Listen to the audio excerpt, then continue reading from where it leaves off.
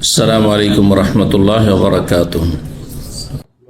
بسم الله الرحمن الرحيم الحمد لله رب العالمين والصلاة والسلام على سيد المرسلين نبينا محمد وعلى آله وصحبه أجمعين أما بعد সম্মানিত মসজিদে ফিদা উপস্থিতি আল্লাহ রাব্বুল আলামিন প্রশংসা এবং রাসূল সাল্লাল্লাহু আলাইহি ওয়াসাল্লামের প্রতি সালাত ও সালাম পর আজ আমরা প্রশ্ন উত্তর পর্বে সরাসরি যাচ্ছি। সালাফি মানহাজের প্রধান নীতিমালা কি কি? সালাফি মানহাজের প্রধান নীতিমালা কি কি? জাযাকাল্লাহু খাইরান। আমাদের প্রথম প্রশ্ন কোন এক ভাইয়ের পক্ষ থেকে এসেছে, তা হচ্ছে সালাফি দাওয়াতের মৌলিক নীতিমালা কি? সালাফি দাওয়াতের মৌলিক নীতিমালা খুব সংক্ষেপে প্রশ্ন উত্তরে বলতে হলে তিনটি বিষয় বলা যেতে পারে, যাতে ইসলামের প্রতিটি বিষয়ে আশা করি সামিল হবে। এর উপরে দীর্ঘ বক্তব্য প্রয়োজন রয়েছে, কিন্তু খুব সংক্ষেপে উত্তর দিচ্ছি। সালাফি দাওয়াতের বা সালাফি আকীদা মানহাজের মৌলিক নীতিমালার এক নম্বর হচ্ছে তাওহীদ। তাওহীদ আল্লাহ রাব্বুল আলামিনের তাওহীদ জীবনের প্রতিটি ক্ষেত্রে প্রতিষ্ঠা করা। আর এই তাওহীদ প্রতিষ্ঠা করার নামই হচ্ছে লা ইলাহা ইল্লাল্লাহ মুহাম্মাদুর রাসূলুল্লাহ বাস্তবায়ন। আল্লাহ ইরশাদ করেছেন, আল্লাযীনা আমানু ওয়া লাম ইয়ালবিসু ঈমানাহুম বিযুলম উলাইকা লাহুমুল আমনু ওয়া হুম মুহতাদুন।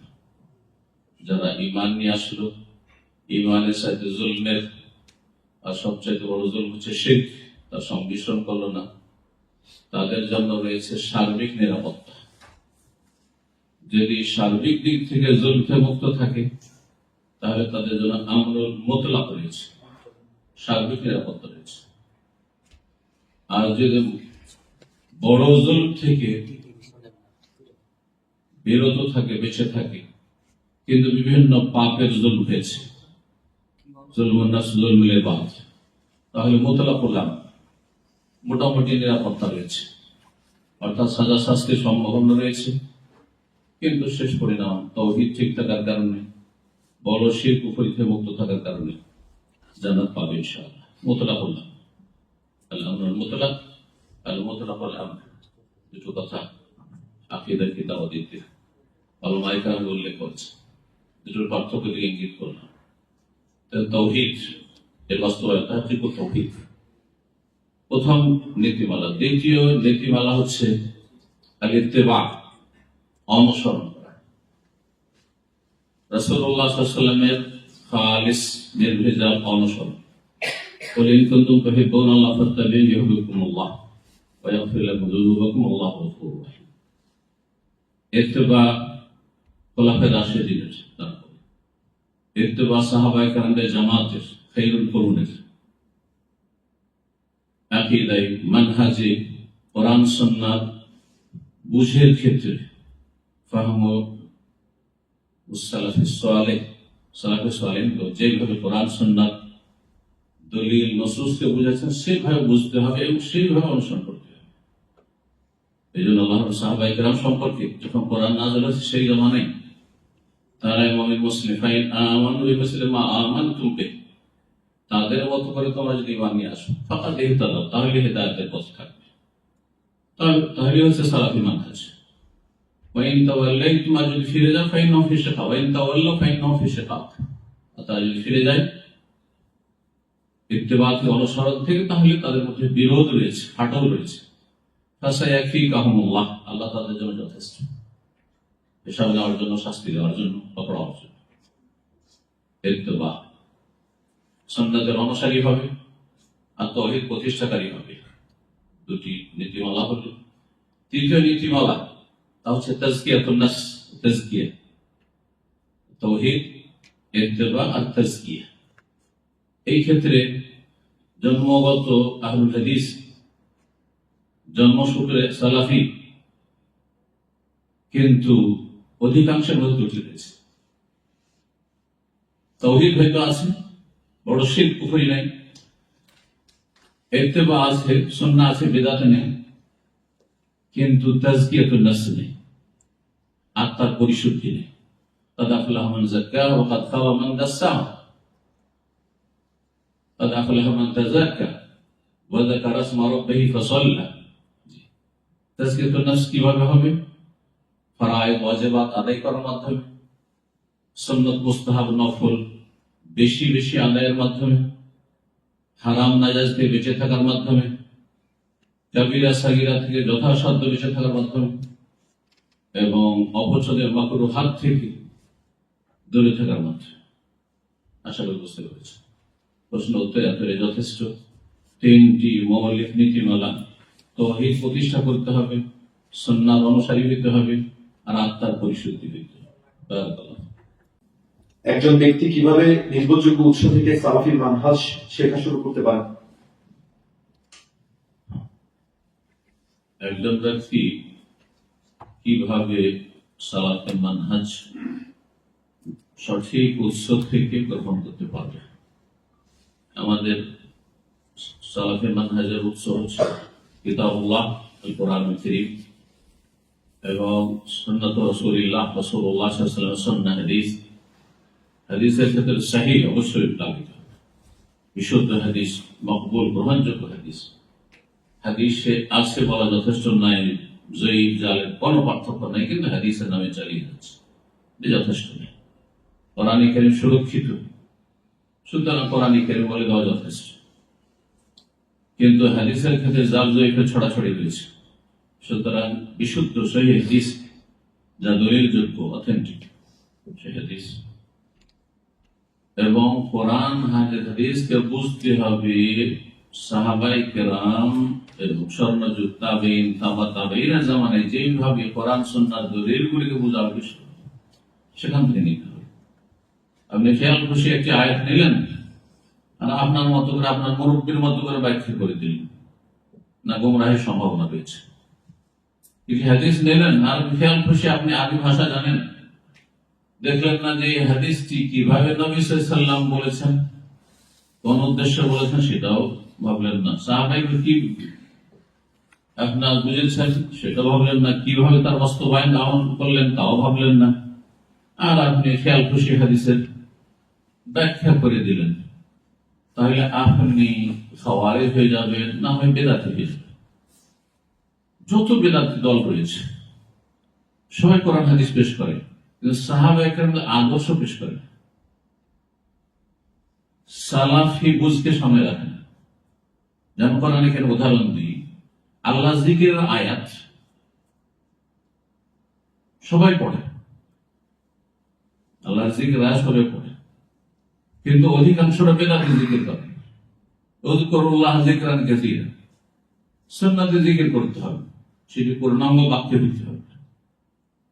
এবং সাহাবায়ে কেরামরা যেইভাবে এই জিকিরের বাস্তবায়ন সেভাবে করতে হবে, কিন্তু সম্মিলিত জিকির একসাথে, অসম্পূর্ণ জিকির, লা ইলাহা ইল্লাল্লাহ না বলে শুধু ইল্লাল্লাহ বলা, আল্লাহু আল্লাহু বলা, হু হু জামিরের জিকির, এই যে জিকির, এই যে মজলিসের মাহফিলের জিকির, মহব্বতের সাথে জিকির করে বাঙালি সমাজে, হ্যাঁ তো আয়াত পড়ে উযকুরুল্লাহ যিকরান কাসীরা। সেই লোকের আকিমুদ্দিন, দিন কায়েম করো, বেশি তেলাওয়াত করে আয়াত আর ব্যাখ্যা করে, এটি তাদের তাফসীরের মুখ্য আয়াত, তাফসীরুল কোরআন মাহফিলের দিন কায়েম করো মানে ক্ষমতা কায়েম করে। এটি নবী সাল্লাল্লাহু আলাইহি ওয়াসাল্লাম এই ব্যাখ্যা করেন।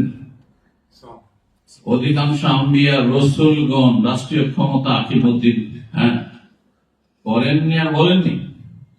রাষ্ট্রীয় ক্ষমতা তুলে দেওয়া হয়েছে হাতে মক্কাতুল মুকাররমায়, তারপর নবী সাল্লাল্লাহু আলাইহি ওয়াসাল্লাম না করেছেন যে জগা খিচুড়ি রাষ্ট্রীয় ক্ষমতায় লাভ নাই, যে শিরক ভক্তি চলতে থাকবে আর আমি মক্কার আমি শাসক হয়ে যাব। ফেরাউন ধ্বংস হয়ে গেছে, তার সেনাবাহিনী ধ্বংস হয়ে গেছে, ফাঁকা ফিল্ড পড়েছিল মিশরে। মূসা আলাইহিস সালাম ফিরে গিয়ে রাষ্ট্রীয় ক্ষমতা দখল করেন। রাষ্ট্রীয় ক্ষমতা তখন আকিমুদ্দিন না, এখন দেশ শুরু হবে তাওহীদ থেকে। আসলে তাওহীদুল ইবাদ, যুগে যুগে নবী রাসূলগণের শত্রু যারা কাফের, তাদের সাথে দ্বন্দ্ব হয়েছে তাওহীদুল ইবাদত। ইবাদত কার হবে? আম্বিয়া রাসূলগণের দাঁত, মা লাকুম মিন ইলাহিন গায়রুহু, মাবুদ একমাত্র আল্লাহ, আল্লাহ ছাড়া সত্য মাবুদ কেউ নেই, সব বাতিল। এই নিয়ে আদেশ নিষেধ কাজ চলবে, হ্যাঁ, আর তারপরে তৌহিদুল হাকিম বা হুকুম কাজ চলবে, এগুলো নিয়ে কোনো ইখতিলাফ চলবে।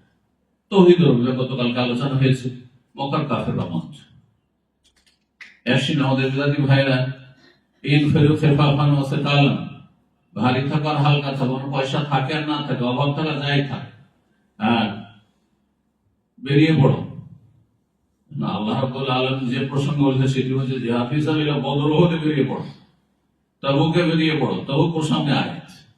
কিন্তু এরা বলছে চিল্লেন। এই সাহাবায়ে কেরামদেরকে উপেক্ষা করে তাবেঈন, তাবা তাবেঈন, স্বর্ণ যুগের খায়রুল কুরুনের আদর্শ মানুষদেরকে উপেক্ষা করে, তাদের বুঝকে উপেক্ষা করে নিজেদের খেয়াল খুশি আয়াত তাফসীর করে, এমন জিকির করো করতে করতে পাগল হয়ে যাবে, আর পাগলামি করতে করতে লাফাতে শুরু করো, মানুষের কাঁদার উপর। দেখছেন না এই যে এত জিকির করো যে হাত্তা ইউকাল মাজনুন, যাতে পাগল বলা হয়। এই হাদিস পেশ করে তারাই পাগলামি করে, ওয়াজদার খালেজ। এগুলি হচ্ছে গুমরাহি, হাদিস দিয়ে গুমরাহ, কোরআন দিয়ে গুমরাহ। আল্লাহ বলেছেন মাযা আরাদাল্লাহু বিহাযা মাসালা তারাকুতু, আল্লাহ বলেছেন ইউদিল্লু বিহি কাসীরা ওয়া ইয়াহদি বিহি কাসীরা। কোরআন দিয়ে বহু মানুষকে আল্লাহ গুমরাহ করে, কোরআন দিয়ে বহু মানুষকে আল্লাহ হিদায়াত দান করেছেন। কোরআনকে বুঝার মতো করে বুঝলে, অর্থাৎ রাসূলুল্লাহ সাহাবাকে যেভাবে বুঝেছেন আর বুঝিয়েছেন সেভাবে বুঝলেন, ইয়াহদি বিহি কাসীরা, অসংখ্য মানুষের কোরআন দিয়ে হিদায়াত হয়েছে, হচ্ছে, হবে। আর ওই দিল্ল বিহি কাসীরা, বহু মানুষ পথভ্রষ্ট হয়েছে, হচ্ছে, হবে। কোরআন অপব্যাখ্যা করার কারণে, হাদিসের ভুল ব্যাখ্যা করার কারণে। আল্লাহ বুঝার তৌফিক দান করেন। জি। রাসূল সাল্লাল্লাহু আলাইহি ওয়াসাল্লাম নাজাতপ্রাপ্ত দল বলতে কি বুঝিয়েছেন? রাসূলুল্লাহ সাল্লাল্লাহু আলাইহি ওয়াসাল্লাম নাজাতপ্রাপ্ত দল বলতে কি বুঝিয়েছেন? নবী করিম সাল্লাল্লাহু আলাইহি ওয়াসাল্লাম বলেছেন যে ইহুদিরা ৭১ দলে ভাগ হবে, খ্রিস্টানরা ৭২ দলে ভাগ হবে, আর ওয়াসাতাফতারিকু উম্মতি আলা ৭৩ ফিরকা, আমার উম্মতের লোকেরা ৭৩ দলে বিভক্ত হবে, কুল্লুহুম ফিন্নার, সবগুলি দল। অর্থাৎ এরা সবাই মুসলিম দাবি করবে, এরা মুসলিম না। যে ৭৩টি ফিরকা দল, এরা সবাই ইসলামের গণ্ডিতে থেকে মুসলিম নিজেদেরকে দাবিদার হবে। কিন্তু রাসূলুল্লাহ সাহাবায়ে কেরামের আদর্শ থেকে দূরে সরে যাওয়ার কারণে এরা দলে দলে বিভক্ত হয়ে গেছে, আসল আদর্শ থেকে তারা বিচ্ছিন্ন হয়ে বিচ্যুত হয়ে গেছে। এই ৭৩ দলের ৭২টি জাহান্নামে যাবে, ইল্লা ওয়াহিদা, একটি ছাড়া। সাহাবায়ে কেরাম জিজ্ঞেস করলেন, ইল্লা মান হিয়া ইয়া রাসূলুল্লাহ, সেই দলটি কোন দল যিনি জান্নাতি দল, নাজাতপ্রাপ্ত দল? তখন নবী সাল্লাল্লাহু আলাইহি ওয়াসাল্লাম নাম বলে দিতেন, নিজেদের নাম বলে দিতেন, তাহলে সবাই সেই লেভেলটি লাগিয়ে দিত। নবী সাল্লাল্লাহু আলাইহি ওয়াসাল্লাম গুণ বলেছেন, বৈশিষ্ট্য বলেছেন। এই বৈশিষ্ট্য যদি থাকে, গুণ থাকে, তাহলে সেটি হচ্ছে জান্নাতি দল, নাজাত প্রাপ্ত দল, আল ফিরকাতুন নাজিয়া। নবী সাল্লাল্লাহু আলাইহি ওয়াসাল্লাম বলেছেন, মা আনা মিসলা মা আলাইহিল ইয়াওমা ওয়া আসহাবী, সাহাবা, আমি যে আদর্শের উপর এখন রয়েছি এবং আমার সাহাবায়ে কেরামগণ যে আদর্শের উপর প্রতিষ্ঠিত থাকবেন, তাওহীদ ও সুন্নাহর উপর, তাদের মধ্যে শিরকের সংমিশ্রণ হবে না এবং বিদআত সুযোগ পাবে না, বিদআত করবে না। এই দুটো বৈশিষ্ট্য যেটা শিরক বিদআত মুক্ত, যেই দিন আমার জামানায় এবং সাহাবায়ে কেরামের জামানায় রয়েছে, এই দিনের অনুসারী যদি তারা হয়, এই দিন যদি তাদের মাঝে পাওয়া যায়, তাহলে তারাই হচ্ছে জান্নাতি দল। আমি এই জন্য গতকাল বলেছিলাম যে আপনি একজন সাধারণ মানুষ হিসেবে বিব্রত হচ্ছে, সবাই তো কোরআন হাদিসের কথা বলছে, সবাই আল্লাহ রাসূলের কথাই বলছে, সবাই ইসলামের কথা বলছে, দোহাই দিচ্ছে। এখন আমি তো বিব্রত, কোনটা নেব? সবাই তো আলেম মানুষ, আমি তো সাধারণ মানুষ। আপনি যে কথাটি আপনাকে বলা হচ্ছে, যে আমলটি, যে আকীদার কথা বলা হচ্ছে, এই আকীদা আমল রাসূলুল্লাহ সাল্লাল্লাহু আলাইহি ওয়াসাল্লামের জীবদ্দশায় ছিল কিনা এবং সাহাবায়ে কেরাম রিদওয়ানুল্লাহ তাআলা আলাইহিম আজমাইন তাদের জামানায় ছিল। উদাহরণস্বরূপ বাঙালি সমাজের মিলাদ আছে, জন্মদিবস পালন করা হয়েছে, মিলাদুন নবী, রবিউল আউয়াল মাস সামনে মাস আসছে, জন্মবার্ষিকী পালন করা। আপনার প্রচলিত বিদাতি সালাতে নিয়ত পড়া আছে, নিয়ত করা নেই, নিয়ত পড়ে মুরগি যায় নামাজের দোয়া পড়ে, ইফতাদাই তো ইহাদাল ইমাম পড়ে, ইমাম সাহেব বিদাতি হলে আনা ইমাম লিমান হাদারা আমাল্লাম ইহাদার উচ্চারণ করে, সম্মিলিত মোনাজাত করে সালাম ফেরার পরে, সালাম ফেরার কপালে হাত দেয়, দেখে যাবে এই যে কাজগুলি করে। এখন আমরা বেদাত মনে করি, আর এটি হচ্ছে ঠিক, না ওইটাই হচ্ছে ঠিক, বেদাতটি ঠিক মনে করছে। তাই আপনি প্রমাণ দেখান যে রাসূলুল্লাহ সাল্লাল্লাহু আলাইহি সাল্লাম এভাবে সালাত আদায় করেছেন, রাসূলুল্লাহ সাল্লাল্লাহু আলাইহি সাল্লাম মিলাদুন নবী জন্মবার্ষিকী পালন করেছেন। নবুয়তের জীবন 23 বছর, 23 বার এসেছে এই 12 রবিউল আউয়াল। খোলাফায়ে রাশিদিনদের জামানা আল খিলাফাতে উম্মতি 30 সানা, 30 বছর। আদর্শ ইসলামের স্বর্ণযুগের সবচেয়ে ভালো যুগ, খেলাফতে রাশেদা আলা মিনহাজিন নবুওয়া, নবী সাল্লাল্লাহু আলাইহি সাল্লামের আদর্শের মোতাবেক রাষ্ট্র পরিচালনা হয়েছে। দেখান যে কোন একটি বছর আবু বকর সিদ্দিক রাদিয়াল্লাহু আনহু, ওমর রাদিয়াল্লাহু আনহু 10 বছরের বেশি, ওসমান রাদিয়াল্লাহু 12 বছরের বেশি, আলী রাদিয়াল্লাহু তাআলা 5 বছরের বেশি, হাসান রাদিয়াল্লাহু 6 মাস। তারা কেউ মিলাদুল জন্মবার্ষিকী নবীর মিলাদুল নবী করেছেন? ঘরে ঘরে আপনাদের মিলাদ, সুখে দুঃখে সবকিছুতে মিলাদ। চিন্তা করুন, আপনি মিলিয়ে দেখুন, যদি পেয়ে যান তাহলে মিলাদুল নবী করেন, নাহলে তওবা করে ফিরে আসে। এইখানে বুঝতে পারেন যে খাঁটি ইসলাম করছি। নবী সাল্লাল্লাহু আলাইহি সাল্লামকে একটু আমি তানাজুল করে নিচে নেমে বলছি যে আবু হানিফা রাহিমাহুল্লাহ নিয়ত পড়েছেন হানাফি মাযহাবের কোন ফিকাহে, হেদায়ায়ে, বেকায়ে, কদুরিত কোন একটি কিতাবে দেখান যে আবু হানিফা নাওয়াইতে পড়েছেন। তাহলে বলতে আপনি হানাফি, ঠিক আছে, আপনি আবু হানিফা অন্ত আপনি অনুকরণ করেন, তিনি পড়েছেন, আপনি হানাফি থাকি। কিন্তু নবী সাল্লাল্লাহু আলাইহি ওয়াসাল্লাম পড়েছেন, 4 খলিফা পড়েছেন, কোন একজন সাহাবী নাওয়াইতে পড়েছেন, জায়নামাজে দোয়া পড়েছেন, না তাকবীর তাহরিমা দিয়ে সালাত শুরু করেছেন, সালাম ফেরার সম্মিলিত মুনাজাত করেছেন, এই আক্ষেপ করে কপালে হাত দিয়েছেন সালাম ফেরার উপরে। এত আক্ষেপ কিসের? আল্লাহর ইবাদত করার পরে কবুল হয়নি সেই জন্য? আল্লাহ বোঝার তৌফিক দান করেন। তো এইভাবে আপনি বুঝতে পারবেন যে আমি কি খাঁটি ইসলামে আছি, প্রকৃত ইসলামে আছি, না প্রচলিত ইসলামে আছি। প্রচলিত ইসলামে জানা পড়ে, মানে যে পরম্পরা ইসলাম চলছে বাগদাদ থেকে পেয়েছে, না প্রকৃত হাকিকি ইসলাম। প্রকৃত ইসলামের যদি অনুসারী হন তাহলে জান্নাতের কথা আছে। এটি হচ্ছে সিরাত মুস্তাকিম। আল্লাহ যেন বোঝার আমল করার তৌফিক দান করেন। এটা একটা দিলীপন থেকে এসেছে। আমার স্বামী বাংলাদেশের ইসলামিক রাজনৈতিক দলের সাথে জড়িত। তিনি আমাকে তাদের এখানকার অনুষ্ঠান ইউকেতে কর্মসূচিতে দিতে বাধ্য করেন, কিন্তু আমি মনে মনে বিশ্বাস করি আহলুল হাদিস তারা সঠিক ইসলাম পালন করেন। এখন আমি কি করব? একবার প্রশ্ন করেছেন যে আমার স্বামী বাংলাদেশে বিশেষ একটি রাজনৈতিক দলের সাথে জড়িত, এখানে আমি আছি, আমি আহলে হাদিস মানহাজে বিশ্বাসী এবং সেটাই ফলো করি, কিন্তু তিনি তাদের সংগঠনগুলি যেখানে রয়েছে তো সেসব এতে আমাকে অংশ নেওয়ার জন্য বাধ্য করেন। এই ক্ষেত্রে আমি কি করব? দেখেন, স্বামী হোক অথবা বাবা মা হোক অথবা রাষ্ট্রনায়ক ও শাসক হোক, তাদের আনুগত্য করতে হবে বৈধ কাজে, অবৈধ কাজে, নিষিদ্ধ কাজে। অবৈধ কাজ আল্লাহর নাফরমানি করা, রাসূলের নাফরমানি করা, শিরক হতে পারে, বিদআত হতে পারে, যে কোনো পাপের কাজ হতে পারে। আর শিরক বিদআত হচ্ছে সবচেয়ে বড় পাপ, কারণ ধর্মের নামে এসব পাপ হয়ে থাকে। এমনি কোনো পাপ হতে পারে। যদি কেউ আপনার বড় স্বামী হোক অথবা যাদের কথা বললাম, যাদেরকে আল্লাহ উলায়াত অভিভাবকত্ব দিয়েছেন, তারা যদি এমন হুকুম করে যেটি শরীয়তের সাথে সাংঘর্ষিক, তাহলে তাদের কথা মানা জায়েজ নয়।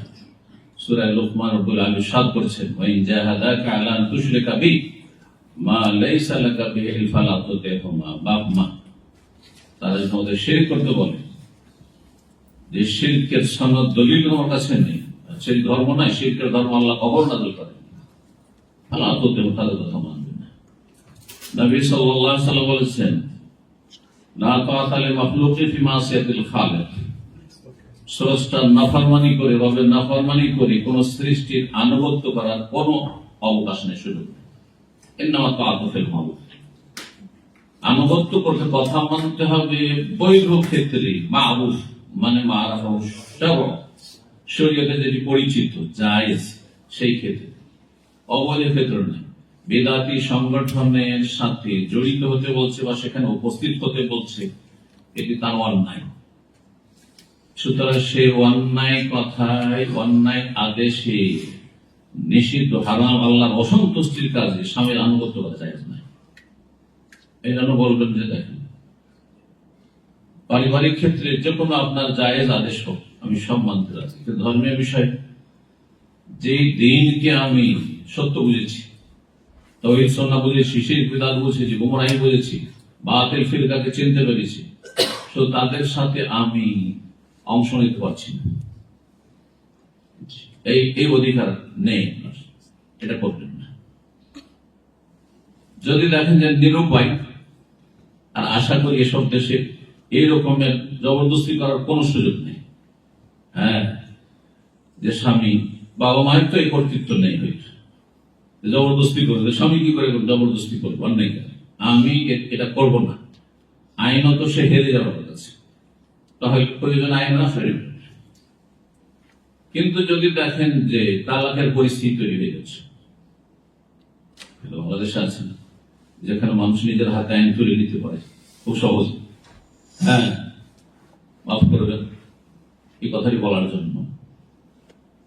তো এইরকম জায়গা যেখানে দেখছেন না, আইনের দ্বারা তাকে জব্দ করা যাচ্ছে না, আর এখানে আমার পারিবারিক ভাঙন ধরে যাচ্ছে, তালাকের মতো পরিস্থিতি তৈরি যাচ্ছে, তখন বৃহৎ স্বার্থে এই তালাক এড়ানোর জন্য, দাম্পত্য জীবনের সুখ শান্তিকে বহাল অব্যাহত রাখার জন্য, এবং ছেলে মেয়ের ভবিষ্যৎ বলে চিন্তা করে পাপের কাজে অংশ নিলে গুনাহ হবে না। যেমন কেউ যদি শিরক কুফরি করতে বলে আর সেই ক্ষেত্রে নিরুপায় হয়ে যান জীবন বাঁচানোর জন্য, বৃহৎ স্বার্থে, হ্যাঁ, আপনার পরিবারের স্বার্থে, আপনার স্বার্থে, তাহলে শিরকি কালিমা বললা বা শিরক করা জায়েজ রয়েছে। আল্লাহ ছাড়া বলে সেজদা করা জায়েজ না, কিন্তু যদি বলে জয় শ্রীরাম বল, কি হবে, যা পড়ছে এক সাইডে জালেম না, তাহলে সেই ক্ষেত্রে যদি আমি বলে না, কিছু হবে না, বরং সব নেকি পাবে। দলিল কোরআনে কারীমে রয়েছে সূরা নাহল, ইল্লা মান উকরিহা ওয়া কলবুহু মুতমাইন্নুন বিল ঈমান। যার উপর জবরদস্তি করা হয়েছে, জবরদস্তি করে তাকে কুফরি কথা, পাপের কথা বলতে বাধ্য করা হয়েছে, অন্যায় করতে বলা হয়েছে, পাপের জায়গায় অংশ নিতে বাধ্য করা হয়েছে, তাকে আল্লাহ ধরবেন না। তবে অন্তর অসন্তুষ্ট থাকতে হবে, অন্তত কখনো মেনে নেওয়া যাবে না সেই ভ্রান্ত দল, এবং সেখানে উপস্থিত হবে, বরং ঘৃণা থাকতে হবে। অকাল বহু মুতমাইন্নুন বিল ঈমান, অন্তর যেন ঈমানের উপর প্রতিষ্ঠিত থাকে, তাওহীদ সুন্নাহর উপর প্রতিষ্ঠিত থাকে। এই বিদআতের ক্ষেত্রে কোন দুর্বলতা, নম্রতা যেন না আসে। আল্লাহ হেফাজত করুন। বারাকাল্লাহ। এই যে একটি পরিবার থেকে এসেছে, আমার ছেলে এখানে একটি স্কুলে পড়ে, কিন্তু মাঝে মাঝে সেখানে থেকে গান নাচ শেখানো হয়, খ্রিস্টান ধর্মীয় অনুষ্ঠানে অংশগ্রহণ করতে হয়। আমি খুবই উদ্বিগ্ন যে এতে সে ইসলামিক মূল্যবোধ থেকে দূরে সরে যেতে পারে। আমি কি করবো এই অবস্থায়? প্রশ্ন করছেন যে আমার ছেলে আমার এক স্কুলে লেখাপড়া করে, যেখানে গান বাজনা শেখানো হয় এবং সেখানে ধর্মীয় বিধর্মীদের বা মুসলিমদের ধর্মীয় আচার অনুষ্ঠানে অংশ নিতে হয়। এখন আমার ছেলে সম্পর্কে আশঙ্কা করছি যে সে প্রভাবিত হয়ে যাবে এসব পাপ থেকে এবং এসব অন্যায় থেকে। আমি এই ক্ষেত্রে কি করব? আপনি যদি মুসলিম দেশ থেকে এসে থাকেন, যেখানে ইসলামিক পরিবেশ রয়েছে, যেমন বাংলাদেশ থেকে এসেছে, আপনার দেশ গরিব হলেও আপনার দুনিয়ার কিছু ক্ষয়ক্ষতি হবে, আখিরাতের ক্ষয়ক্ষতি হবে না। সেখানে আপনি স্বাধীনভাবে আপনার ঈমান ইসলামের হেফাজত করতে পারবেন, জান্নাতের রাস্তায় আপনি থাকতে পারবেন। আপনাকে সেখানে কেউ চাপ সৃষ্টি করার অধিকার নেই। কিছু প্রতিষ্ঠান আছে সেখানে কর্মকর্তা জালেম থাকতে পারে, অনেক জায়গায় মুসলিম দেশ হিজাব করতে দিচ্ছে না, এইসব খবর আমাদের কাছে আছে। সেসব প্রতিষ্ঠানে ছেলে মেয়েদের লেখাপড়া করানো জায়েজ না, যদি সেটা মুসলিম দেশে হোক অথবা অমুসলিম দেশে। হারাম কাজ যেখানে বাধ্য করা হবে সেখানে আমরা ছেলে মেয়েদের শিক্ষা জায়েজ না।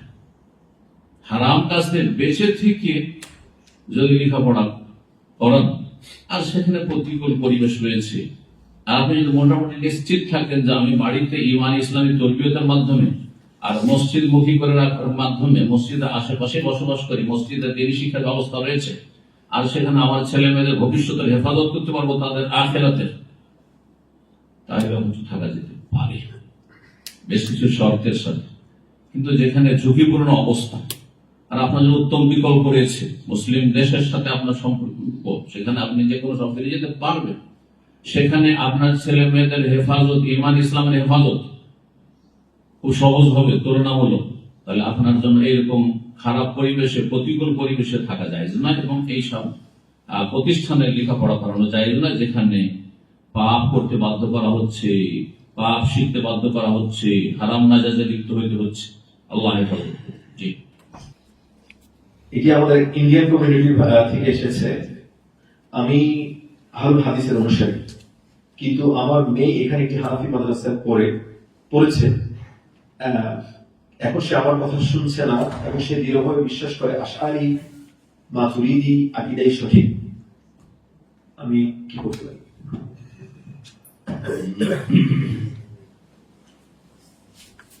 দুঃখজনক অবস্থা। একজন বলছেন যে তিনি তার ছেলে অথবা মেয়েকে হানাফি, দেওবন্দি, সুফিদের মাদ্রাসায়, আশআরি বা মাতুরিদের মাদ্রাসায় লেখাপড়া করেছে। এখন সে একটু লেখাপড়া করে সিনিয়র হয়েছে আমার চেয়ে, এখন বলছে যে তুমি বুঝো না, আমি ঠিক বেশি বুঝি। বাস্তবতা, আপনি পথভ্রষ্টদের মাদ্রাসায় লেখাপড়া করাবেন, সেটা আল্লাহ যেসব ফিরকাগুলি ওই 72 ফিরকার মধ্যে 72টি দলের অন্তর্ভুক্ত, যে একটু আগে শুনলাম, তাদের মাদ্রাসায় পড়াবেন, তাহলে গুমরাহের সম্ভাবনা বেশি রয়েছে। সেজন্য এমন পর্যায়ে গিয়ে, খুব সেখানে গিয়ে মোটামুটি দাওরা পর্যন্ত যদি আপনি পড়েন, হয়তো প্রাথমিক দিয়ে কোরআন মুখস্থ করাচ্ছেন, পড়ালেন, হয়তো প্রাথমিক কিছু পড়ালেন ইসলাম সম্পর্কে, এতটুকু চলতে পারে হয়তো, যদি আপনার কাছে বিকল্প না থাকে। আমাদের সালাফি ভাইদের কোন মাদ্রাসা বা ইসলামী প্রতিষ্ঠান নেই, সেই ক্ষেত্রে দিন শিখাতে হবে সেটা। কিন্তু তাদের উচ্চ শিক্ষা একটু পড়াবেন, তখন আপনার জায়গায় সে নিজেকে সিনিয়র মনে করবে, যার ফলে বাপ মাকে পরব করবে না, যে এরাই গোমরাহ, আমি ঠিক পথে আছি, আমার ওস্তাদেরা ঠিক পথে আছে। তখন আপনার ছেলে মেয়ে হাত ছাড়া হয়ে হতে চলেছে, এটা দুঃখজনক অবস্থা। এইরকম পরিস্থিতিতে আপনার ছেলে বা মেয়েকে বেদাতি, সুফি বা আশআরি, মাতুরিদ তাদের মাদ্রাসায় শিক্ষাদান করা, লেখাপড়া করানো জায়েজ নয়, জায়েজ নয়। আমি একটি ফতোয়া এই সাথে আরো রিলেটেড বলে দিই। অনেক মাদ্রাসা পড়ুয়াদেরকে দেখা যায় যে তারা উচ্চ ডিগ্রি হাসিল করার জন্য ইসলামের উপর মাস্টার্স করবে, পিএইচডি করবে, তারা কিসে? ইসলামী অর্থনীতি নিয়ে, ইসলামী কনসেপ্ট, ইসলামী ফিকহ নিয়ে, ইসলামী ল নিয়ে তারা পড়াশোনা করতে আসে। ইসলাম সম্পর্কে পশ্চিমা দেশে লেখাপড়া করার জন্য আসে। এদের গুমরাহির সম্ভাবনা বেশি রয়েছে। আর এর দলিল বাস্তবে যদি জানতে হয়, তাহলে আমরা আলহামদুলিল্লাহ এই 100 বছরের মধ্যে যে মিশরের ইতিহাস, কারণ এরা শিক্ষা দীক্ষায় অনেকটা অ্যাডভান্স ছিল, তাদের বেশ কিছু শিক্ষিত এবং বড়ই তারা একসময় যোগ্য ব্যক্তি ছিল, কিন্তু তারা লেখাপড়া করতে এসছে কাফেরদের কাছে, ওরিয়েন্টিস্টদের কাছে, মুস্তাশরিকদের কাছে, ইসলাম সম্পর্কে, যারা ইসলামের ভুল ত্রুটি তারা খুঁজে, তাদের শিষ্য হয়েছে, ছাত্র হয়েছে, তারপরে তারা মগজ ধোলাই করে গুমরাহ হয়ে দেশে ফিরে গেছে, আর নিজেকে বরবাদ করেছে, নিজের দেশকে বরবাদ করেছে, নিজের জাতিকে বরবাদ করেছে। সতর্ক সাবধান। সুতরাং ইসলাম পড়বেন নির্ভেজাল জায়গায়। আপনি ইসলাম পড়বেন অমুসলিমদের কাছে, মোটেই জায়েজ না। ইসলাম পড়বেন আপনি গোমরাহদের কাছে, সুফিদের কাছে। ইসলামী শিক্ষা নেবেন আপনি আশআরী মাতুরিদীদের কাছে, পথভ্রষ্টদের কাছে, যারা আল্লাহর চেহারা মানেন না, আল্লাহর হাত মানেন না, আল্লাহর চোখ মানেন না, আল্লাহর তাওহীদুল আসমা সিফাতের কোনো জ্ঞানই নেই তাদের। এছাড়াও বহু গুমরাহি তাদের রয়েছে, মৌলিক বিষয়গুলিতে গুমরাহি রয়েছে, কোন ফিকহি মাসলা মাসাইল নাই। যারা ফাইলেন করবো কি করবো না, আমি জোরে না আস্তে, বুকে না নিচে হাত বাঁধবো, ফিকহি মাসলা নাই, সুন্নতের মাসলা নাই, ঈমান এবং কুফরি মাসলা শিখে। এইরকম বেদাতি প্রতিষ্ঠানে ছেলে মেয়েদেরকে ইসলাম শিক্ষা দেওয়া যায় না, মোটে যায় না, বড়ই রিস্কি ঝুঁকি। আপনাকে এই দেশ থেকে হিজরত করে অন্য দেশেও যদি পড়াইতে হয়, তবু ইসলাম পড়াবেন স্বচ্ছ উৎস থেকে, ভালো কোরআন সুন্নাহর ওস্তাদের কাছে, যারা শিরক বিদআত মুক্ত ওস্তাদ, তাদের কাছ থেকে লেখাপড়া করবেন। আমাদের এক বন্ধু ছিল, খুবই ভালো লেখাপড়াই ছিল, খুব ঘনিষ্ঠ মানুষ ছিল, পরিচিত মানুষ। আমরা গেলাম জামিয়া সালাফিয়া বানারসে লেখাপড়া করার জন্য, আর সেখান থেকে মদিনা মুনাওয়ারা আসলাম, আর সেই দারুল উলুম দেওবন্দ। আর সেখান থেকে এমন স্মৃতিপন্থী গুমরাহি আসলো, অথচ আহলে হাদিসের সন্তান। আপনাদেরকে বলি শিক্ষা দেন, গোটা বংশ আহলে হাদিস, চেষ্টাবাদী। আমাদের অঞ্চলে মাওলা মুর্শিদ এখন পর্যন্ত বুঝিয়ে দিচ্ছে যে এরা সবাই কোরআন সুন্নাহর অনুসারী বংশগত, জন্মসূত্রে। তারপরে এমন শিথিলপন্থী আসলো যে ধীরে ধীরে ধীরে সে পাক্কা এখন সুফি হয়ে গেছে, আর সে ওই মাতুরিদি হয়ে গেছে, আশারি হয়ে গেছে। একজন হাই স্কুলের বরং কলেজের লেকচারার হয়েছে, ইসলাম শিখে এসছে বেদাতি মহল থেকে। সতর্ক সাথে এই যে বেদাতিদের কাছে ইসলামের উচ্চ শিক্ষা জায়েজ নাই। এইরকম পরিবেশে আপনি হয়তো কোরআনের হাফেজ বানানোর জন্য, কোরআন ইসলামের কিছু শিক্ষা দেওয়ার জন্য, তারপর আপনি তাদের কাছে দোয়া শেখাবেন, দোয়া শিখেন, আগে বেদাত শিখাবেন, আগে নিয়াত পড়া শিখাবে, আগামী মানে মুফাসসাল আর মুজমাল শিখাবে, সব বেদাতি কথা শিখাবে, আগে 5 কলমা শিখাবে, বেদাত শিখাবে, কোথায় আছে, ইত্যাদি ইত্যাদি। ফাউন্ডেশনই খারাপ। এই জন্য প্রথম থেকে সতর্ক সাবধান থেকে আপনারা চিন্তা করুন যে আমরা এখানে বসবাস করছি, আর আমরা কোরআন সুন্নাহর অনুসারী সালাফি, শুধু আমাদের মসজিদের প্রয়োজন রয়েছে, সবচেয়ে বড় ফরজ কাজ, এবং শিক্ষা প্রতিষ্ঠান মাদ্রাসার প্রয়োজন রয়েছে, যা সবচেয়ে গুরুত্বপূর্ণ। আমার নিজের বাড়ি ঘর কেমন আগে জরুরি।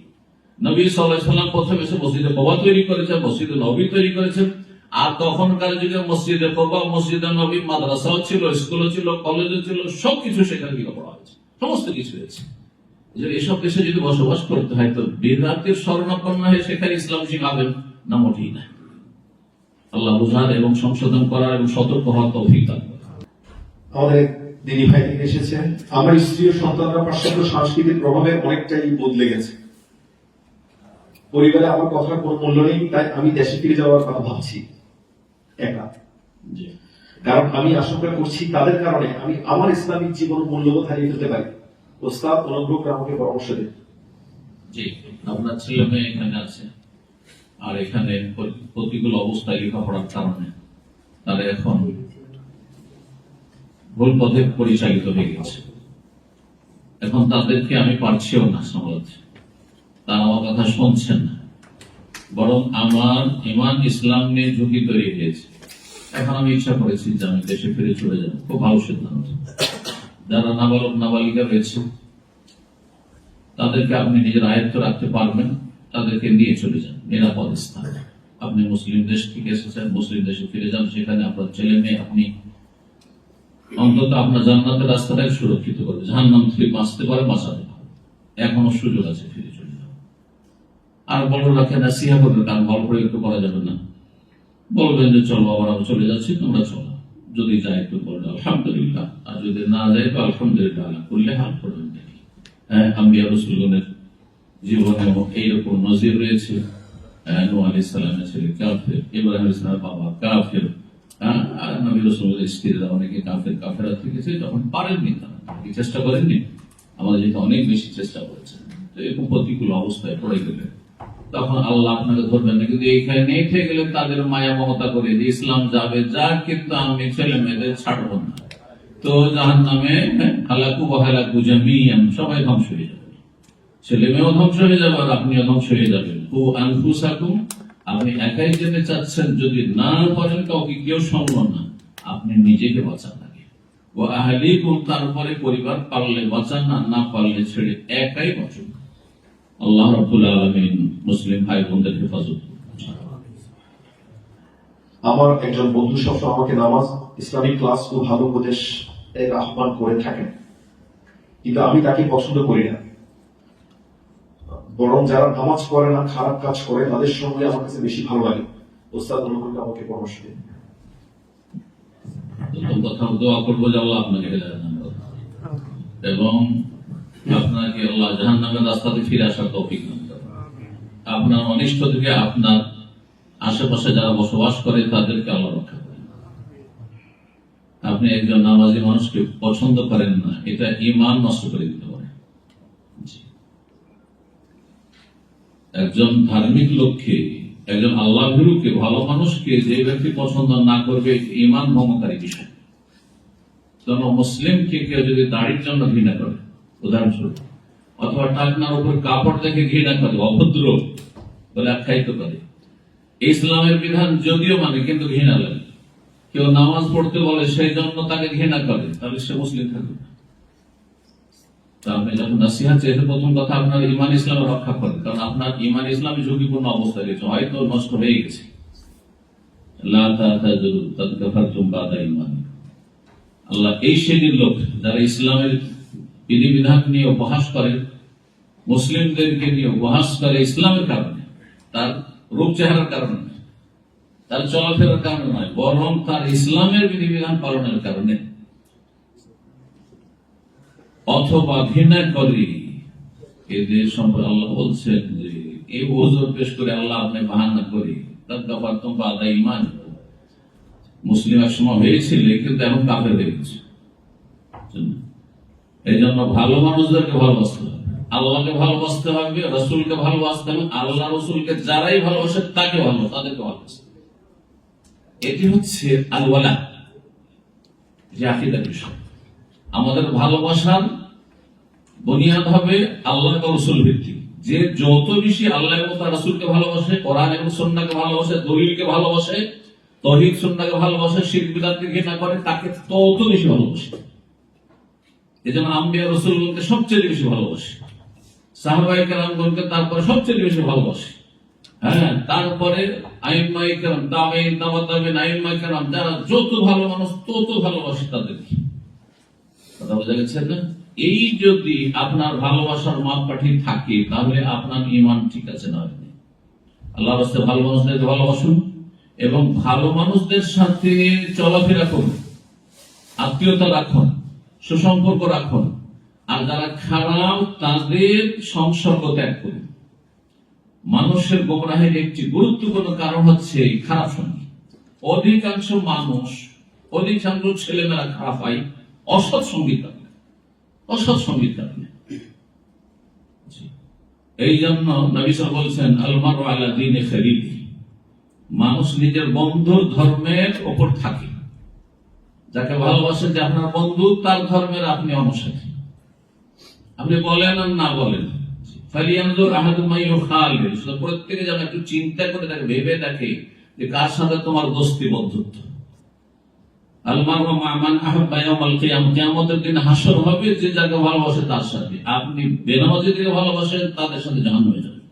ওয়া কানা ইয়াউমাল কিয়ামাতি মা কারুন ওয়া ফিরআউন ওয়া হামান ওয়া ইবনে খালফ, তাদের সাথে। আর যদি আল্লাহকে রাসূলকে ভালোবাসে, আল্লাহ রাসূলকে ভালোবাসে বা আল্লাহর দ্বীনকে পালন করে, তাদেরকে ভালোবাসে, তাদের সাথে হাসর হবে, যদিও আপনার আমলে ত্রুটি থাকে। আমলে যদি ত্রুটি থাকে কিন্তু ভালো মানুষদের ভালোবাসেন, তো আল্লাহ ওদের সাথে মিলিয়ে দেবেন। এই জন্য আল্লাহকে ভয় করুন এবং আপনার এতে শুধু পরকালের কল্যাণ নেই, দুনিয়ার কল্যাণ আছে।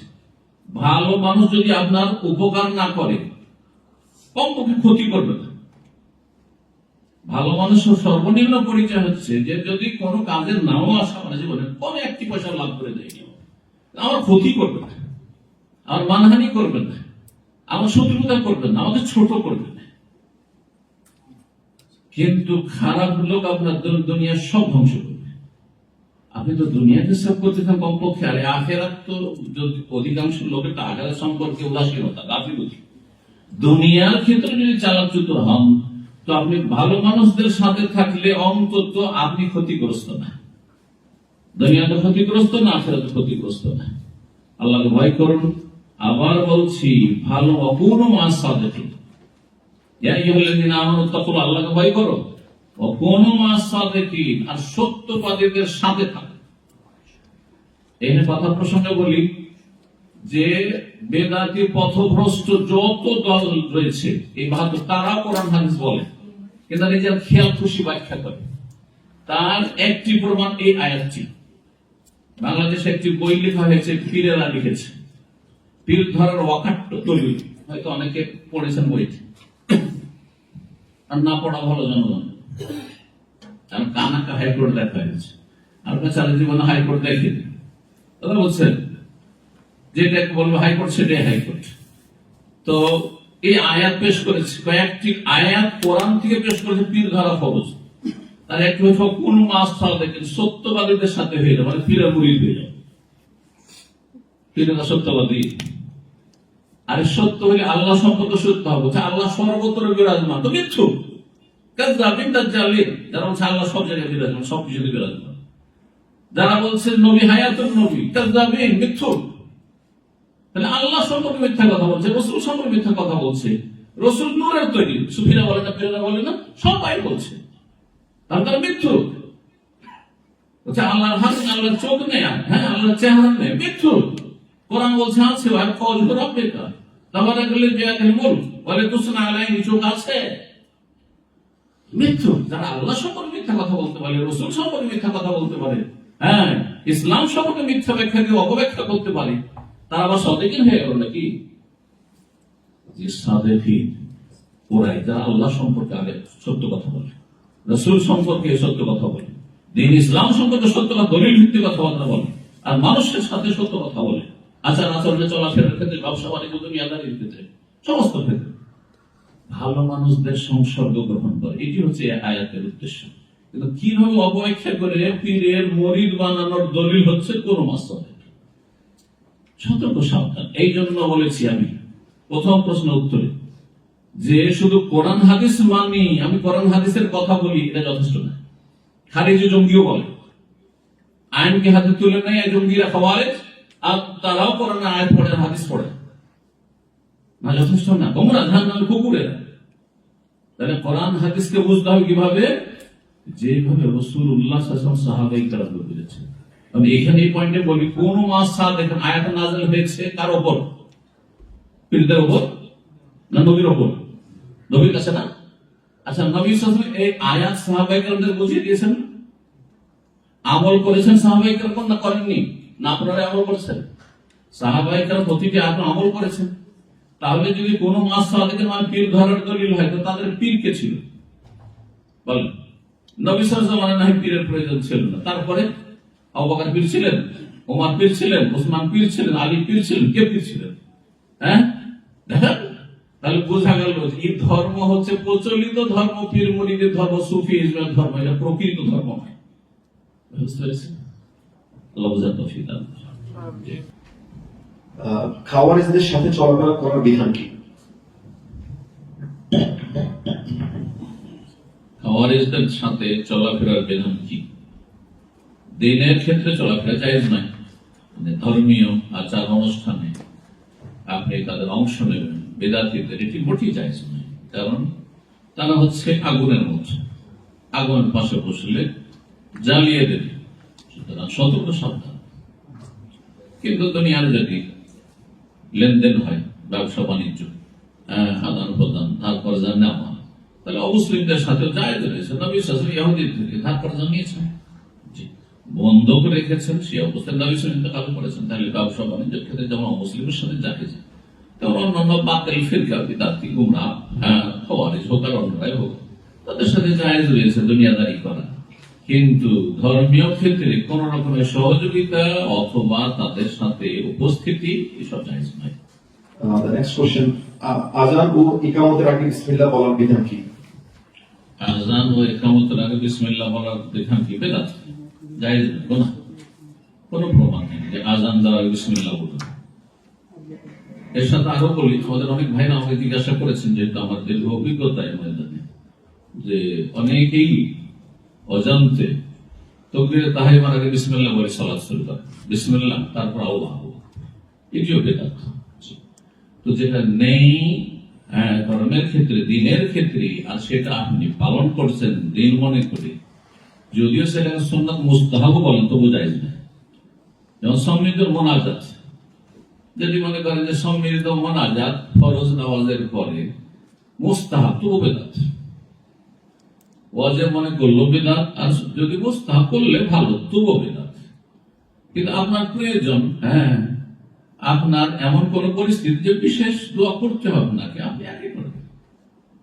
কারণ একা আপনার গরজ আমার গরজের সাথে ভিন্ন, সুতরাং আপনার গরজ আপনার রবের কাছে পেশ করবে, একাকি দোয়া করা যুক্তিসঙ্গত, দলিল সম্মত। অমুসলিম সংখ্যাগরিষ্ঠ দেশের মুসলিম শহরে স্থায়ীভাবে বসবাস করা কি হারাম? আসসালামু আলাইকুম হযরত, আমি পরিবার ইংল্যান্ডে লেস্টারে থাকি। এখানে বহু মসজিদ, মাদ্রাসা, হালাল খাদ্য এবং ইসলাম পালনের স্বাধীনতা রয়েছে। আমার সন্তান ইসলামী স্কুলে পড়ে এবং মাদ্রাসা হিফজ করতেছে। এই অবস্থায় অমুসলিম সংখ্যাগরিষ্ঠ দেশে মুসলিম শহরে স্থায়ীভাবে বসবাস করা কি জায়েজ, নাকি শুধু দেশটির অমুসলিম হওয়ার কারণে গুনাহ হবে? লেস্টারের বাস্তবতা বিবেচনা করে কোরআন ও হাদিসের আলোকে জানলে উপকৃত হব। জাযাকাল্লাহু খায়রান। গুরুত্বপূর্ণ প্রশ্ন। বলছেন অমুসলিম দেশে যদি সংখ্যাগরিষ্ঠ মুসলিম কোথাও থাকে কোনো শহরে, যেমন লেস্টারের উদাহরণ দিচ্ছেন, তাহলে সেখানে কি আমি বসবাস করতে পারবো? কারণ আমার ছেলে মেয়েদেরকে সেখানে আমি ইসলামী শিক্ষা শিক্ষিত করতে পারছি। আপনি যদি এর চাইতে ভালো কোনো জায়গা পান, তাহলে আপনার জন্য জায়েজ নেই। এর চাইতে ভালো পরিবেশ রয়েছে, সেখানে যেতে পারবেন খুব সহজে, এবং সেখানে ছেলে মেয়েরা আপনার সুরক্ষিত থাকবে, হেফাজতে থাকবে। কিন্তু এখানে যদিও আপনার শহরে মুসলিম জনসংখ্যা বেশি, কিন্তু মুসলিমদের অধিকাংশই বিজাতিদের বন্যায় ভেসে যাচ্ছে, সেখানে আপনার ছেলে বন্যার সময় ভেসে যাওয়ার সম্ভাবনা রয়েছে। যার ফলে এখান থেকে হিজরত করার যদি ভালো সুযোগ সুবিধা থাকে, অর্থাৎ মুসলিম দেশের সাথে আপনার সম্পর্ক, তাহলে অবশ্যই ভালো জায়গায় থাকার সুযোগ পেলে কখনো খারাপ জায়গায় থাকবেন না, কারণ ঝুঁকিপূর্ণ হচ্ছে। যদিও সেখানে মুসলিম সংখ্যা বেশি হয়েছে, কিন্তু যখন নিরুপায়, ধরেন এখানে অনেক ইসলাম গ্রহণ করছে যারা এই দেশের বাসিন্দা, অথবা অন্য অমুসলিম দেশ থেকে এসছে, যেখানে আরো বেশি অশান্তি, সেখানে তার ইসলামও নিরাপদ নয়, তার জীবনও নিরাপদ নয়। আসলে আমার কথাগুলি বুঝছেন?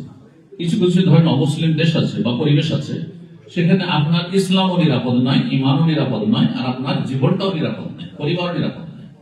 দুই দিক থেকে, কারণ মানুষ দুটো নিয়ে চলতে চায়, নিজেও সুখে থাকতে চায়, জীবন বাঁচাতে চায়, নিরাপত্তা চায়, ইমানই নিরাপত্তা চায়, দুটোই নেই। কিন্তু আলহামদুলিল্লাহ এই দেশে আসলে অন্তত জীবনের নিরাপত্তা আছে, ইমানের ঝুঁকি আছে। তাহলে একটা কোন আপনার কাছে নাই মামাতে কানা মামা আছে, তো নাই মামার সাথে কানা মামা বল, বুঝছেন তো? কিন্তু যদি আপনার কাছে কানা মামারও সুযোগ আছে, আর নাই মামাও আছে, আর মামাও আছে, তাহলে কেন কানা মামাতে যাবে? বুঝতে পারছেন? যেখানে মুসলিম সংখ্যা গরিষ্ঠ কিন্তু অমুসলিম দেশে, আর আরেক জায়গায় মুসলিম দেশ এবং মুসলিম পরিবেশ সেখানে, আর সেখানে বিজাতি কুসংস্কারের এত বেশি প্রভাব নেই, তাহলে আপনার কাছে অলরেডি আলহামদুলিল্লাহ সুস্থ মামা আছে, দুই চোখওয়ালা মামা আছে, তাহলে কানা মামাতে কেন খুশি হবে না? বুঝতে পারছেন না? এই জন্য আপনার জন্য যেটা বেশি ভালো আখিরাতের ক্ষেত্রে সেটা করবে। কিন্তু মানুষ দুনিয়াকে একবার উপেক্ষা করতে পারে না। ওয়ালা তানসা নাসিবাকা মিনাদ দুনিয়া, দুনিয়াও সুরক্ষিত থাকতে হবে। জি, আল্লাহ হেফাজত করে। এই জন্য মক্কাতুল মুকাররমা থেকে নবী সাহাবায়ে কেরামদেরকে হিজরত করতে বলেছেন, ফরজ ছিল মক্কা বিজয়ের পূর্বে। যে কাজটি ফরজ ছিল মক্কা বিজয়ের আগের দিন পর্যন্ত, যখন মক্কা বিজয় হয়ে গেল তখন তাদের বললেন না হিজরত বাদল ফাতহ। এখন মক্কা বিজয় হয়ে গেছে, এখন মদিনায় হিজরত করার কোনো প্রয়োজনই নেই এবং কোনো নেকিও নেই। যেদিন মক্কা বিজয় হয়ে গেল তারপরে যারা সেই দিন ইসলাম গ্রহণ করেছে তাদের জন্য মক্কা থেকে মদিনায় হিজরত করার কোনো সব নেই। ওই রকম যদি দেখা যায় যে আলহামদুলিল্লাহ এখানে ইসলামিক সবকিছুই মাশাআল্লাহ যে দেশ থেকে আপনি এসেছেন মুসলিম সেই দেশের মতোই এখানে ইসলামিক শিক্ষা দীক্ষা এবং আপনার ঝুঁকিপূর্ণ অবস্থা থেকে নিজেকে নিজের ছেলেকে বাঁচাতে পারছে তা একই দেশের মধ্যে যদি দেখেন যে বেশি খারাপ এলাকা, বেশি খারাপ শহর, সেই খারাপ শহর থেকে আপনার কাছে কোনো উপায় নেই, এই দেশেই থাকতে হবে। তাহলে যেটা তুলনামূলক ভালো সেখানে হিজরত করা।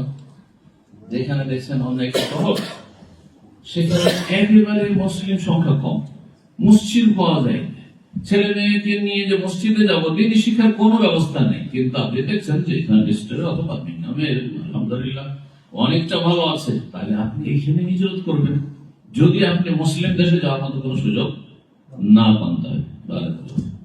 আমাদের ভাই প্রশ্ন করেছেন, আমার কাজের জায়গায় দুপুরের বিরতি সীমিত, আশেপাশের মসজিদে জোহর আসরের ওয়াক্ত শুরু হওয়ার সময় প্রায় 1 থেকে 1.5 ঘন্টা পার্থক্য রয়েছে। আমি কোন সময় অনুসরণ করে নামাজ পড়বো? যদি আগে পড়ি তাহলে কিছু মসজিদ অনুযায়ী আসরের ওয়াক্ত শুরু হয়নি, আবার পরে পড়লে অন্য কিছু মসজিদ অনুযায়ী জোহরের ওয়াক্ত শেষ হয়ে যায়, আমি কোনটা ফলো করবো? সাধারণত এখানে বা আমাদের দেশগুলোতেও দুটো ওয়াক্তে সালাত পড়া হয়, বিশেষ করে আসর আর ফজর। আর আসর ফজর ক্ষেত্রে উত্তম ওয়াক্ত হচ্ছে যারা প্রথম দিকে সালাত আদায় করে, আসর ফজর ক্ষেত্রে এটি হচ্ছে সেই সুন্নাহ। আর যারা আসরকে বিলম্ব করে পড়ে সুন্নাতের খেলাফ তার কাজ করে। ফজরকে বিলম্ব করে একবারে ফর্সা হয়ে সূর্য ওঠার আধা ঘন্টা 20 মিনিট আগে পড়ে, এরা সুন্নাতের খেলাফ কাজ করে, সেই সুন্নাতের খেলাফ। সুতরাং এইরকমই আশা করি আপনার প্রশ্ন। সুতরাং যেখানে আগে সালাত হয়ে যাচ্ছে তার সময়ের আগে সালাত আদায় করে না, নিশ্চয়ই সময় শুরু হয়ে গেছে, সেটাকে ফলো করে আউয়াল ওয়াক্তে সালাত পড়া বেশি উত্তম, একমাত্র এশার সালাত ছাড়া, একমাত্র এশার সালাত ছাড়া। আর প্রচন্ড গরমের দিনে জোহরকে বিলম্ব করার কথা নজর বলেছে, সেটি উত্তম। সালাত ফাইনা শিদ্দাতুল হাররি মিন ফাইজ জাহান্নাম, কিন্তু সেটা জামাত সহ। যেখানে কর্মক্ষেত্রে রয়েছেন সেখানে যদি জামাতে যাওয়া সম্ভব হয় তাহলে জামাতে অবশ্যই যাবে, কিন্তু অনেক সময় জামাতে যাওয়া সম্ভব নয়, অল্প সময় হয়তো ব্রেক দেওয়া হয়েছে অথবা বিভিন্ন কারণে যেতে পারছেন না, তাহলে যে মুসলিমরা আছেন আপনারা যেখানে কর্মস্থলে সেখানে জামাত করে সালাত পড়বেন, যে কোনো জায়গায় সালাত পড়বেন যেখানে এলাও আছে। অমুসলিমের দেশে দাওয়াতি কাজ ছাড়া থাকা কি হারাম? মুসলিম দেশের দাওয়াতি কাজ ছাড়া থাকা কি হারাম? বারবার একই প্রশ্ন, কাছাকাছি এভাবে আসছে। আপনি যদি মুসলিম দেশে থাকার সুযোগ পান তাহলে অমুসলিম দেশে বসবাস যায় না, কারণ বড় ঝুঁকি রয়েছে। সেটা আপনার আরো বেশি বুঝতে পারছেন যে আপনার ছেলে মেয়েদের জন্য কি কি ঝুঁকিগুলো আছে। শিক্ষা প্রতিষ্ঠানে গেলে, রাস্তাঘাটে ঘোরাফেরা করলে, বন্ধুদের সাথে উঠা বসা করলে কি যে ঝুঁকি আছে ইমান ইসলামে, সেটা আমার থেকে বেশি আপনার আছে। জানার পরেও সেটাকে উপেক্ষা করে, ইগনোর করা যায়, দেখি কোন রকম করে যদি জায়েজ করা যায়। কিন্তু আমাদের ছেলে মেয়েকে জাহান্নামের রাস্তায় যে ছেলে দিচ্ছে না, সবসময় চিন্তা করতে হবে। ভালো জায়গায় যদি সুযোগ থাকে তো খারাপ জায়গায় থাকবেন না, এটি উত্তর দিলাম। আর দাওয়া ইলাল্লাহর কাজে অমুসলিম দেশে আসতে হবে, কিন্তু সেখানে এসে স্থায়ী বসবাস করতে হবে, এটাও বহুবার চিন্তা করতে হবে। কারণ অন্যদেরকে দাওয়াত দেওয়ার আগে নিজের ছেলে মেয়েকে জাহান্নামের রাস্তা থেকে রক্ষা করা ওই দায়ীর জন্য বুঝতে পারছেন না? আমি মাঝে মাঝে আমার আলোচনাতে বলেছি এই কথাটি, যারা আমার আলোচনা শুনেছেন, আমার দ্বারা যদি 1 লক্ষ মানুষ বা লক্ষ লক্ষ মানুষ হেদায়েত হয়, বাইরের মানুষ, কিন্তু আমার ছেলে মেয়ে যদি আমি হেদায়েত না রাখতে পারি তাহলে ব্যর্থ, আমার জীবনটা বেকার। কিন্তু আমি যদি 10 জনকে হেদায়েত করতে না পারি বাইরে, আমার ছেলে মেয়েদের, আমার পরিবারের আমি ঈমান ইসলামের হেফাজত করতে পেরেছি, তো আমি সফল। এটা আমার জন্য ফরজে আইন। আর অন্যদের দাওয়াত দেওয়া হচ্ছে ফরজে কিফায়া। আমার মতো আমার সাথে বড় বড়রা আছে, তাদের উপর ফরজে আছে। হ্যাঁ, কিছু লোকেরা করলেই চলে, ওর মধ্যে আমি একজন যদি নাও করে একটু পিছিয়ে থাকে তো ফরজ আদায় হয়েই গেছে, ফরজ আদায় হয়ে গেছে, তার সুন্নতের স্তরে আছে। তো আশা করি বুঝতে পারছি। এই জন্য আপনি বেশি বুঝতে পারছেন যে আমার ছেলে মেয়েদেরকে নিয়ে এখানে থাকাটা আমার ইমান ইসলামের হেফাজতের জন্য কতটা আপনার সুরক্ষিত। হ্যাঁ, আপনি সেটা অবস্থা ব্যবস্থা করবেন। আশা করি উত্তর হয়েছে। শেখ, এখানে সামনে শীত আসতেছে, আমাদের সর্দি কাশি ঠান্ডা রোগ লেগেই থাকে, তার কারণে আমাদের হাঁচি আসে এবং নাক দিয়ে পানি পড়ে। তাই আমরা যদি বারবার টিস্যু ব্যবহার করি সালাতরত অবস্থায়, তাহলে আমাদের সালাতে কোনো ক্ষতি হবে না। সালাত অবস্থায় যদি সর্দি কাশি আসে টিস্যু ব্যবহার করি তো তাহলে কি সালাতের ক্ষতি হবে? যদি আপনার প্রয়োজন হয় তাহলে কোনো ক্ষতি নেই, কোনো ক্ষতি নেই, এটা আপনার প্রয়োজন। কারণ মসজিদে সর্দি কাশি বয়ে পড়বে আর আপনি সেটাকে ধরবেন না, এটা জায়েজ নেই, মসজিদের তাওহীন অবমাননা। সুতরাং এটা অবশ্যই করবেন।